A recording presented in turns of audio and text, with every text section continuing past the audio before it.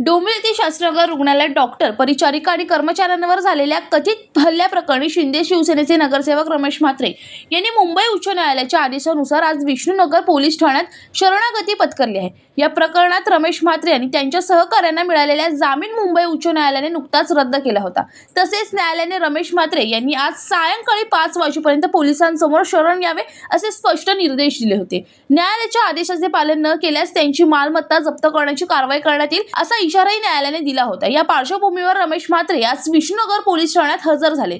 त्यानंतर पोलिसांनी त्यांना पुढील कायदेशीर प्रक्रियेसाठी कल्याण न्यायालयात हजर करण्यात आले होते। त्यांना कोर्टाने 3 ऑगस्ट पर्यंत 14 दिवसांची पोलीस कोठडी सुनावली आहे। रमेश म्हात्रे यांना हायकोर्टने आज 5 वाजेपर्यंत सरेंडर होण्याचं सांगितलं होतं।